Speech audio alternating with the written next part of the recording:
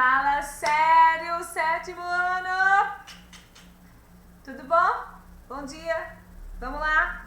Prepara tudo aí que hoje tem ciências na área, hoje tem plantas na área, hoje tem os alimentos que são vindos das plantas, né? Vamos tratar aí, pessoal, de mais um dia, né, de aprendizado sobre esse ser vivo tão incrível que você está descobrindo agora, não é verdade?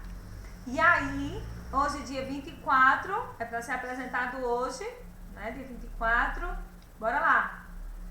Hoje tá aí o que é que a gente vai ver hoje? As angiospermas, os órgãos vegetativos das plantas, raiz, né? E as atividades de fixação aí pra gente, tá certo? O objetivo que eu quero alcançar hoje com vocês é o quê? É te ajudar a conhecer as principais características das angiospermas e a sua importância ecológica e econômica. Compreender também, ajudar você a compreender também os órgãos, como os órgãos vegetativos das plantas estão relacionados à manutenção da vida das plantas, certo? Bem, na última aula nós aprendemos sobre briófitas, pteridófitas, briófitas que são as plantas pioneiras, né? As plantas que não têm órgãos verdadeiros, né? Que não têm partes verdadeiras, que ela vai toda planta tem raiz, caule, folha, frutos, flores. Elas vão ter as briófitas, rizóide, cauloide, filoide. São plantas minúsculas, mas que têm uma importância ecológica muito grande, porque elas abriram espaço para o desenvolvimento de outras plantas. Nós vimos as pteridófitas, né?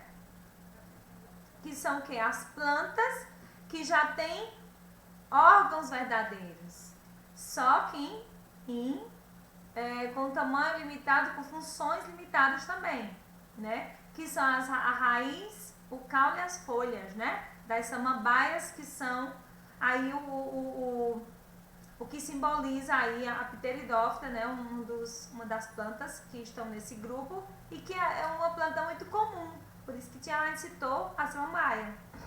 Nós vimos também as gimnospermas, que já são aquelas plantas bem altas, né? Que desenvolveram raiz, caule, folha e semente, né?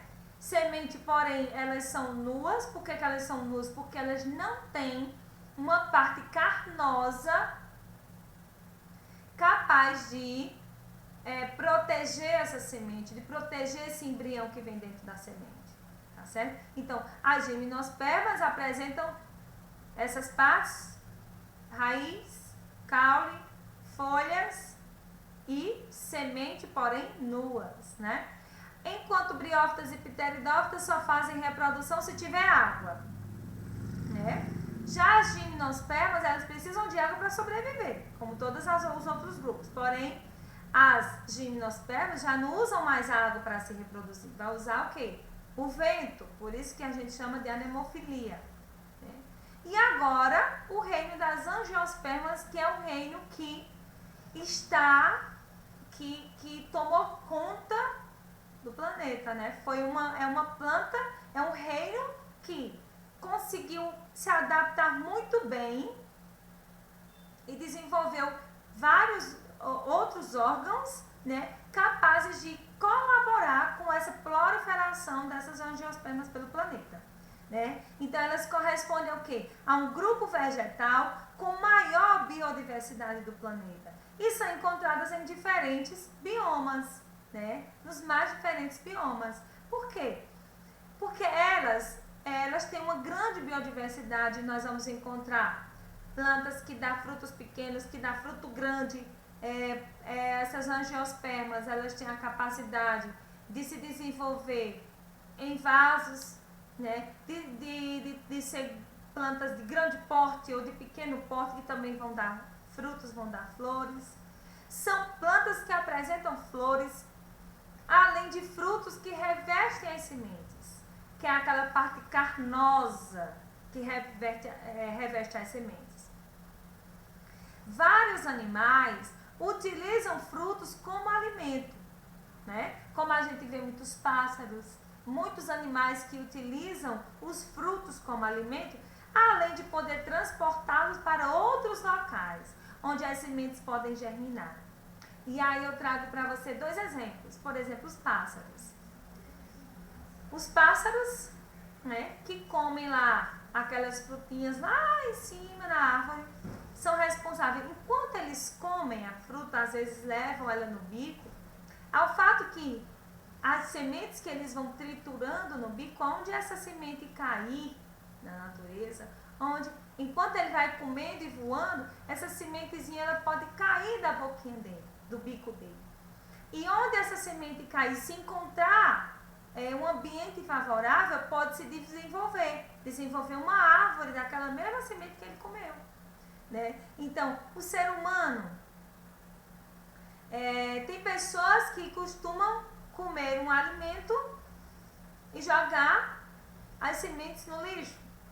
Tem pessoas inteligentes que comem, né, uma fruta e guardam as sementes para levar para o sítio no fim de semana ou para dar para alguém para plantar, né? Colaborando assim com o quê? Com a proliferação das angiospermas, né? Desse modo, a principal vantagem dos frutos das angiospermas é facilitar que a semente seja espalhada pelo ambiente, né? A vantagem desses frutos das angiospermas é facilitar que as sementes sejam espalhadas pelo meio ambiente e assim a gente possa ter uma certa abundância de frutos, né? Bem, as flores das angiospermas, elas são órgãos especializados para reprodução. Ela não acredito, pois é verdade. Acredite. Além de que as flores, além de deixar aquele ambiente, aquela casa, aquele jardim perfumado, bonito, elas são órgãos especializados para a reprodução. Nós, seres humanos, temos órgãos especializados para a reprodução. Os animais também e as plantas também. Qual é o nome desse órgão? Flores. Nelas são produzidos os gametas masculinos e femininos, ou masculino ou feminino. É o local em que ocorre a fecundação e a formação das sementes e dos frutos. Certo? Então, tem planta que ela vai ter lá na flor dela órgãos masculinos e femininos numa flor só.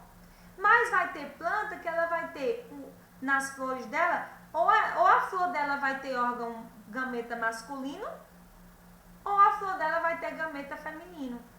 Tá certo?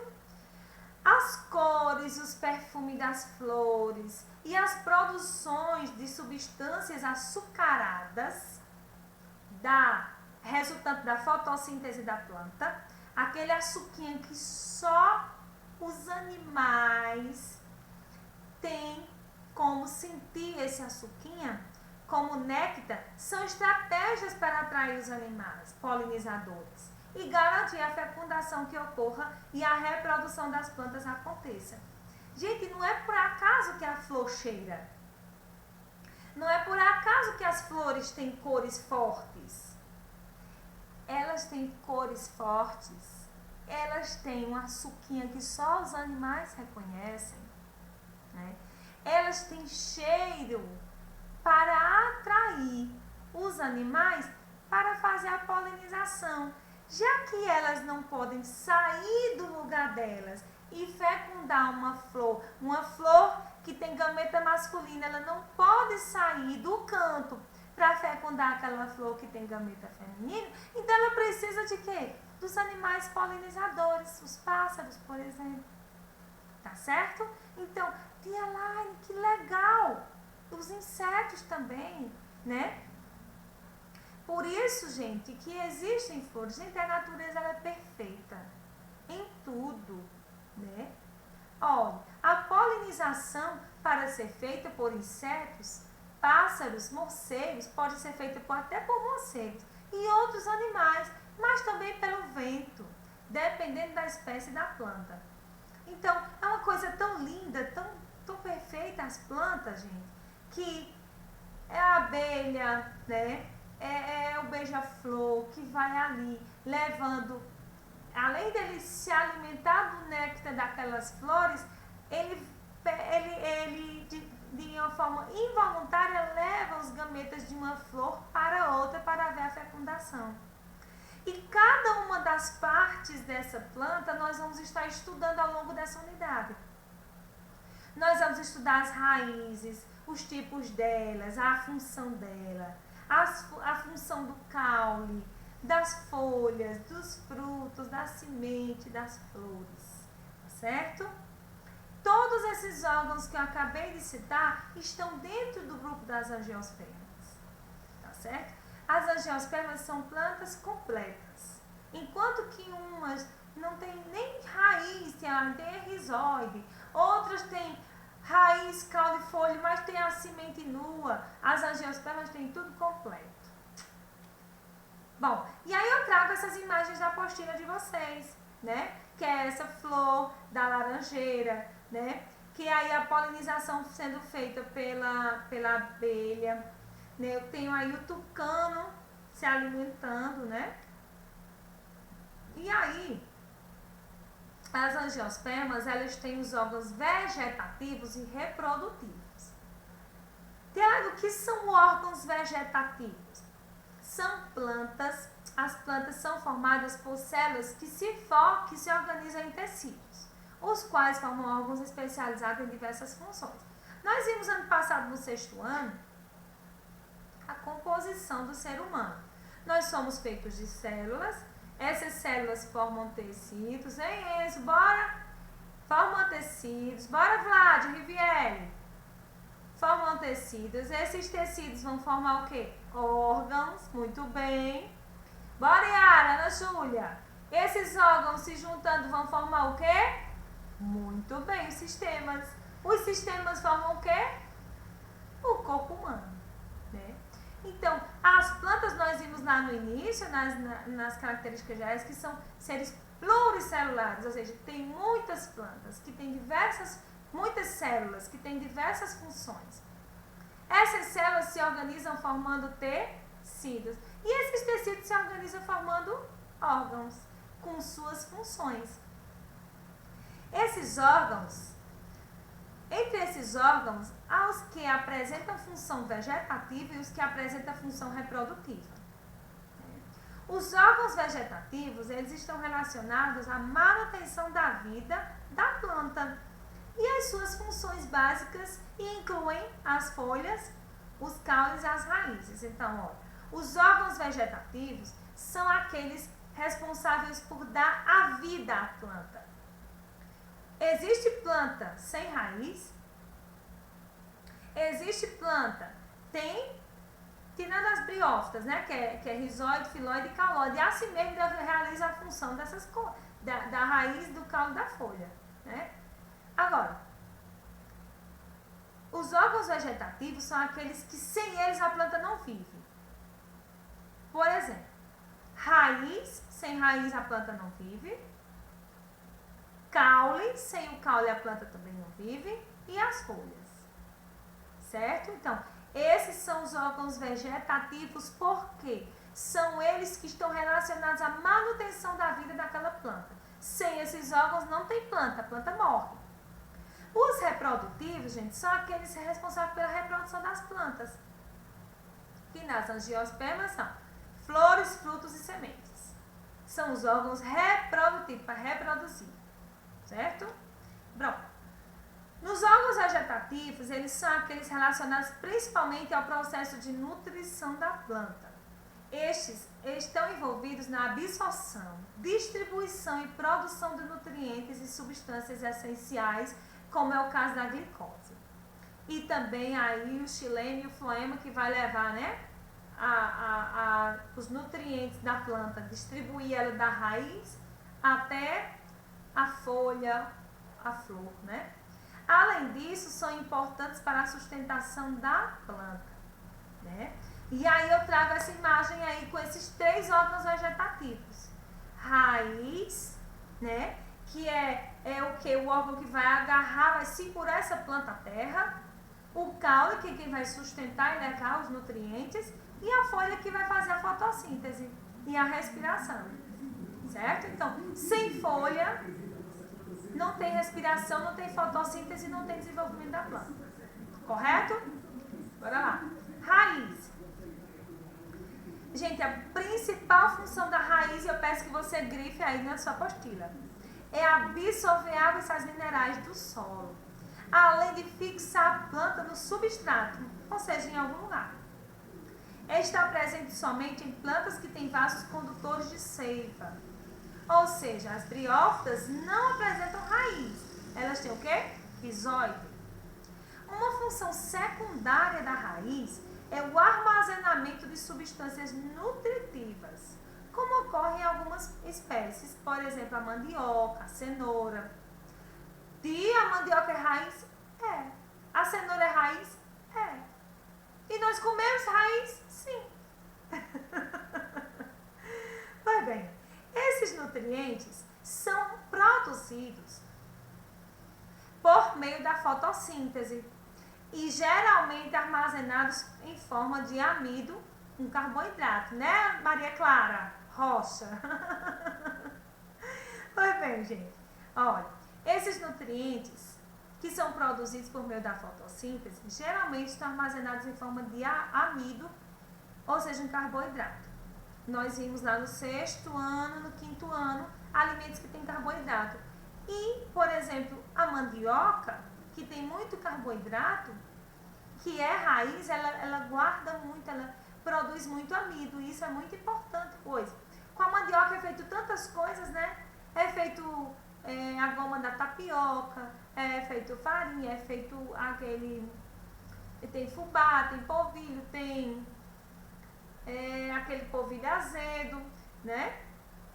Tudo isso vem do que? Do amido, por exemplo, da mandioca, que armazenou amido em suas raízes e que a gente come esse amido também. Existe uma enorme variedade de raízes de acordo com suas adaptações em relação à função que possuem e ao habitat em que estão presentes, certo? Então, essa enorme variedade de raízes vai depender das adaptações daquela planta, daquele lugar que ela vive, certo? Umas com raízes muito profundas, outras com raízes pequenas, né? Por exemplo, e aí eu trago os 3 tipos, que é o quê? De acordo com o habitat, vai depender onde a planta se desenvolveu. Nós temos aí raízes subterrâneas, que são aquelas que estão enterradas ao solo, como a gente está acostumado a ver, né? Que é a mangueira, a macieira, a laranjeira, o coqueiro, aqueles pés de nim plantados nas calçadas, na área urbana da nossa cidade.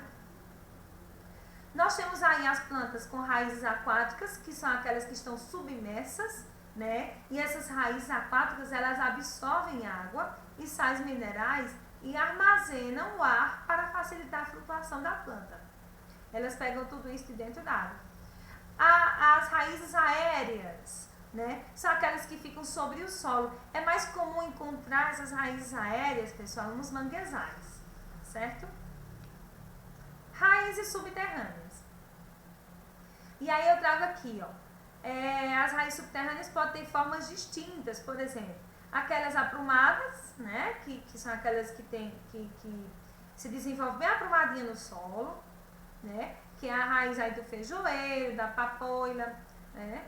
Tem aí a raiz do trigo e do milho, que elas se desenvolvem fasciculadas, ou seja, uns cabelinhos, né? Tem aí a aprumada tuberculosa, que é o caso da cenoura, do nabo, da mandioca, né? Que uma raiz principal é uma raiz principal muito espessa. E tem aí a fasciculada tuberosa. Tia, não é obrigada a decorar isso? Não. Eu trouxe aí para você ver, né? Por exemplo, a batata doce, a dália, elas têm aí uma raiz que tem uns cabelos nela. Beterraba também, né? Então, raízes subterrâneas são muito importantes para as plantas e para evitar que as partículas do solo sejam levadas pela chuva, pelo vento, provocando erosão do solo. As raízes subterrâneas, elas seguram o solo, elas agarram-se ao solo. E assim elas garantem que ao se agarrar no solo, o solo preso, ao cair água da chuva, elas vão que sugar a água daquela terra e levar para toda a planta. Um exemplo são as raízes das gramíneas, chamadas de fasciculadas por serem bastante numerosas e se entrelaçarem no solo. Evitam que ele sofra erosão. Tiago, que é erosão do solo? É quando o solo fica descoberto, sem vegetação, e que ele pode se rachar, ou ele pode ser levado pela chuva, se não tiver planta ali para segurar ele, tá certo? Essas espécies de plantas podem ser utilizadas, gente, na recuperação de áreas erodidas, ou seja, o que passou por erosão, ou de terrenos que sofreram deslizamento de terra devido à retirada da cobertura vegetal.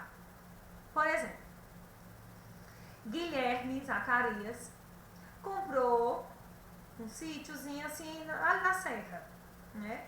E aí ele queria construir lá uma casa, os pais dele quiseram construir uma casa lá para eles morar, ficar mais perto aqui da cidade e tudo. E aí, como ficava assim na serra, foi tirado as plantas nativas de lá, para poder construir essa casa. Ao passo que fez isso, notou-se que quando caía chuva, desmoronava uma camada de terra, que poderia prejudicar a casa que estava sendo construída.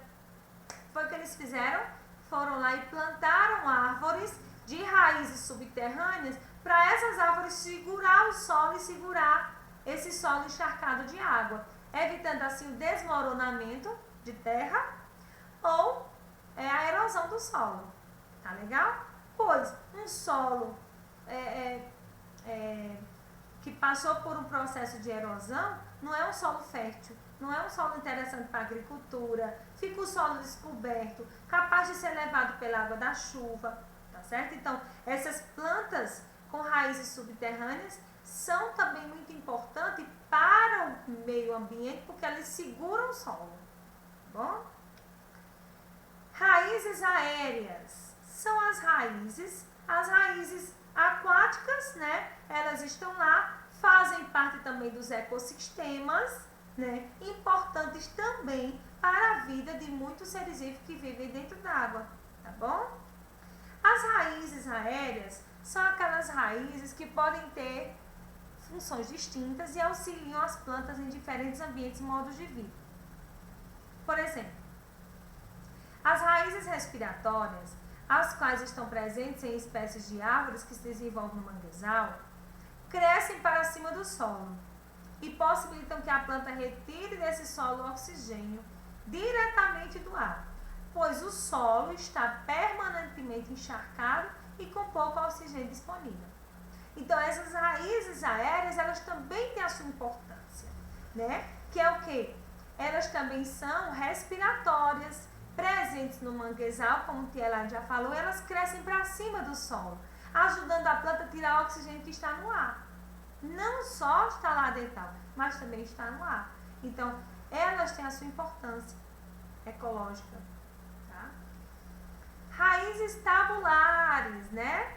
Você já deve ter visto em filme, né? Ou até mesmo ao vivo, em umas árvores muito gigantes, né?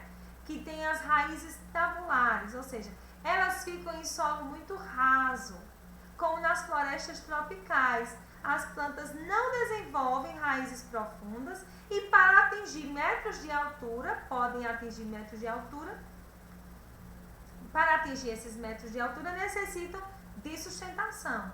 E para poder se sustentar, como o solo é raso, ela se sustenta em cima do solo. A gente chama de raízes tabulares. Tem aí também, gente, as raízes sugadoras. E aí eu lembro a você aquela questão da competição e também do parasitismo. Lembra que eu falei do cipó chumbo? Essa planta aqui, esses fios amarelos sobre essa planta, é o cipó chumbo. Ele faz o quê, Tielaine? Elas são plantas parasitas, como a erva de passarinho e o cipó chumbo, que eu não coloquei aqui. É comum a presença de raízes sugadoras, também chamadas de austórios, que retiram a seiva da planta hospedeira. Então, elas se desenvolvem sobre uma planta, tirando dessa planta os nutrientes que essa planta precisaria para se desenvolver. Até que essas plantas parasitas, essas raízes sugadoras, acabam retirando os nutrientes dessa planta. Certo? Pronto, acabou. Hoje você vai exercitar a apostila, a atividade, no caderno de atividades, página 23 e 24, a apostila, página 52. Na página 46, vocês vão ter uma atividade prática que eu gostaria de ver as fotos. Tá certo? Então, gente, não esquece. Manda essas atividades para a tia Elaine pelo Google Sala de Aula ou pelo meu WhatsApp, tá certo? Para a tia Elaine poder estar fazendo registro de como você consegue exercitar essas atividades. Para a gente estar tirando as nossas dúvidas lá no nosso encontro toda quarta-feira, à tarde. E aí, eu espero que eu tenha atingido os meus objetivos que eu falei lá no início, né? E qualquer coisa, eu tento dar uma pausa, voltar, para você poder estar captando esse assunto melhor, tá bom? Fica com Deus, fica bem, estuda em casa e eu vou deixando aí uma mensagenzinha no final para vocês, tá certo? Viva São João, viva São Pedro, viva Santo Antônio, que eles nos ajudem a passar por essa situação dessa pandemia logo, né? Fiquem em casa, se cuidem. Beijo no coração de vocês. Tchau, até a próxima!